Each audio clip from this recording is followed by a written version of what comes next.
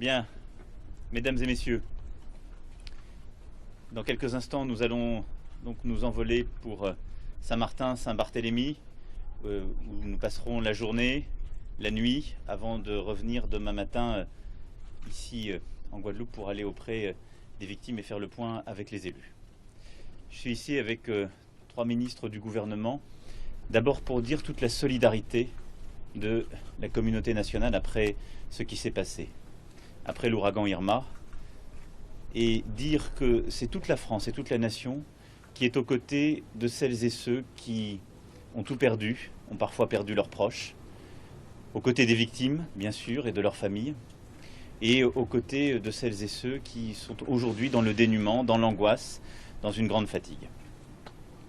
Ce qui s'est passé il y a maintenant quelques jours à Saint-Martin et Saint-Barthélemy, c'est une catastrophe naturelle dont nous nous retrouvons les précédents qu'en 1931 dans la région.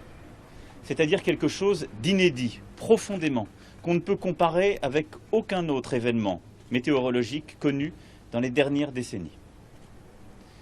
Face à cela, le gouvernement, sous l'autorité du ministre d'État, ministre de l'Intérieur pour la cellule de crise, avec l'ensemble de ses services, le Premier ministre, coordonnant l'action de l'ensemble des ministres du gouvernement, a répondu dès que l'information a été donnée, donc plusieurs jours avant, et constamment tout au long de cette crise. Ce que nous avons mis en place depuis le début de la crise, depuis l'ouragan, c'est l'un des plus grands ponts aériens depuis la Deuxième Guerre mondiale.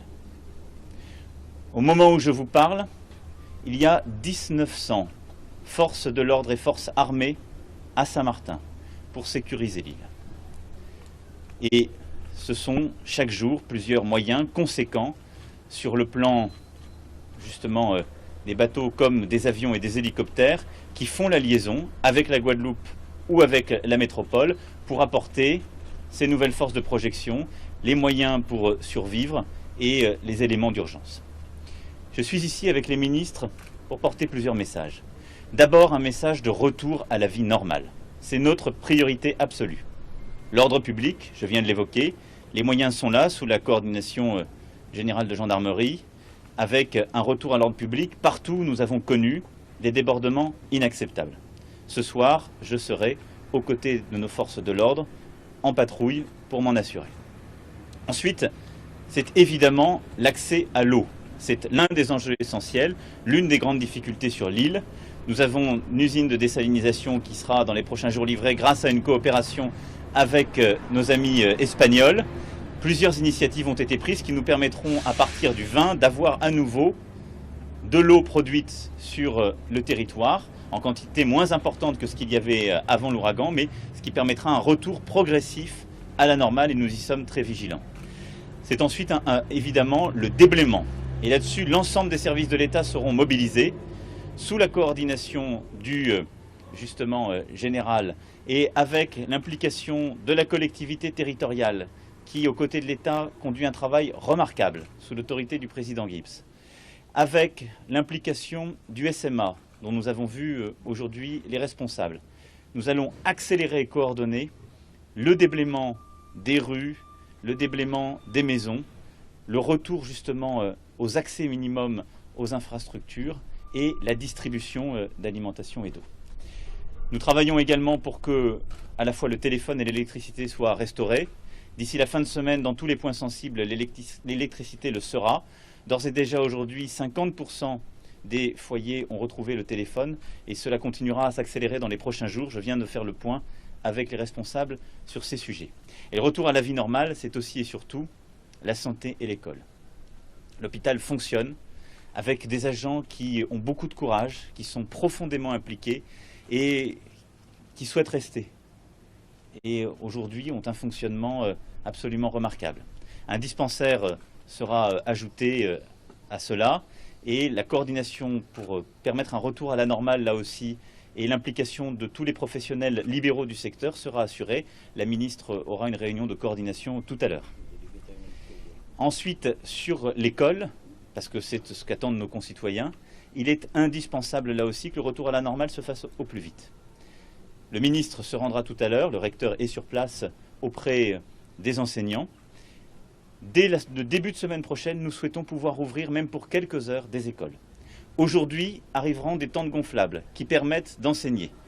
Nous allons organiser progressivement ce retour à la normale pour que d'ici à la Toussaint, ce soit un cycle normal qui puisse être repris pour l'ensemble des élèves de l'île, mais en accordant la priorité évidemment aux classes d'examen, en particulier celles et ceux qui sont en terminale, mais pour dès la semaine prochaine, partout où c'est possible, permettre ce retour à la vie normale. Sur l'ensemble de ces sujets, et il y en a de nombreux autres que je détaillerai tout au long de la journée, les forces de l'État, l'ensemble des services publics, en lien très étroit avec la collectivité territoriale de Saint-Martin, sont déployés pour que le retour à la normale soit le plus rapide possible. Le deuxième message, c'est un message pour les personnes, nos concitoyens. C'est pour cela que je me suis rendu dans ce déplacement avec la déléguée interministérielle de l'aide aux victimes et avec le président de la Fédération française des sociétés d'assurance. Je souhaite que tous les sinistrés puissent avoir une réponse rapide et pragmatique, et c'est une mobilisation de l'ensemble de la nation, publique et privée, qui est ici mise en œuvre. Nous allons mettre en place des procédures simplifiées pour que les dossiers soient traités en priorité, et nous mettrons là aussi des procédures simplifiées en donnant des délais supplémentaires à celles et ceux qui ont beaucoup perdu, parfois tout perdu, pour pouvoir être indemnisés dans des conditions simplifiées que détailleront les assureurs.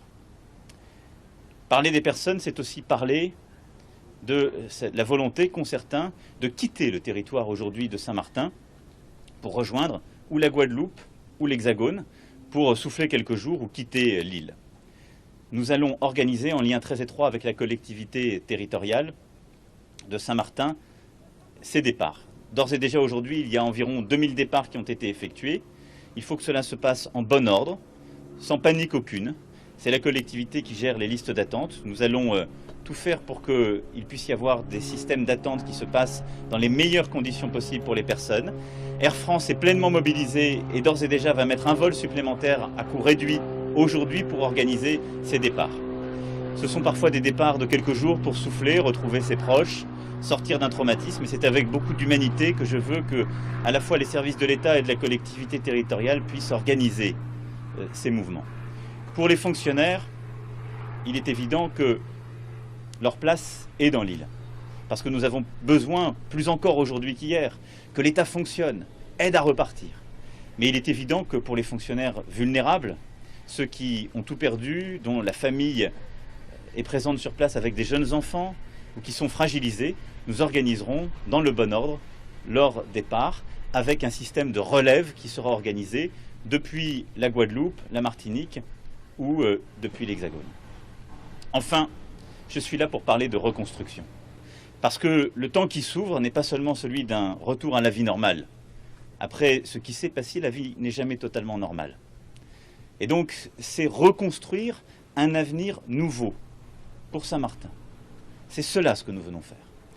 Un délégué interministériel à la reconstruction a été nommé hier, il m'accompagne, c'est M. Gustin, et je l'en remercie. Il restera après mon départ sur l'île, il aura à coordonner l'ensemble des forces en présence pour évidemment accélérer le retour de tous les réseaux, eau, électricité, téléphonie, numérique, pour permettre avec l'ensemble des forces vives économiques de l'île, de la région, de notre pays, d'accélérer la reconstruction des bâtiments de vie comme des bâtiments publics, et de reconstruire les infrastructures de transport indispensables.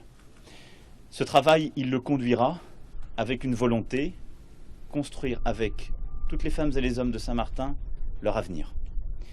Et je vous le dis personnellement, il aura tout mon soutien et je bousculerai toutes les normes et toutes les procédures pour que le travail qui est le sien se fasse dans les meilleurs délais et réponde aux exigences légitimes de la population. Nous ferons vite, nous ferons bien et nous ferons mieux. Le Saint-Martin qui renaîtra de cet ouragan devra avoir des constructions durables qui répondent là aussi aux exigences sismiques et environnementales. Car ce qu'il se passe aujourd'hui à Saint-Martin, c'est bien le résultat de constructions qu'on a parfois laissé se faire dans des conditions qu'on n'aurait pas acceptées dans d'autres territoires de la République. Et donc je veux que cette reconstruction soit exemplaire, durable, et soit le visage de cette France qui veut porter le flambeau d'exigences nouvelles. Saint-Martin renaîtra. Je m'y engage, c'est ce que je suis venu faire aujourd'hui avec les ministres et l'ensemble des délégations qui m'accompagnent. Mesdames et messieurs, au-delà, vous l'avez compris, de la solidarité profonde, au-delà de ce message d'empathie, d'accompagnement que je veux porter, c'est la détermination pleine et entière qui est la mienne, celle du gouvernement, pour construire l'avenir. Et je veux ici remercier l'implication toute particulière des élus de la Guadeloupe. J'ai à l'instant pu discuter avec eux. Ce territoire a connu des ouragans. Il y a maintenant de nombreuses années, Hugo. Il s'est battu et il s'est relevé. Et l'ensemble des élus de la Guadeloupe sont, je le sais, à mes côtés, aux côtés des Saint-Martinois, pour reconstruire, pour se relever. Plusieurs élus m'accompagneront dans quelques instants pour aller sur l'île de Saint-Martin. Les forces vives économiques sont aussi à nos côtés pour que la Guadeloupe tresse cette chaîne de solidarité avec l'île de Saint-Martin. Je crois dans l'avenir de Saint-Martin, je le veux avec vous, et c'est pour cela que nous sommes là. Je vais maintenant répondre à vos questions.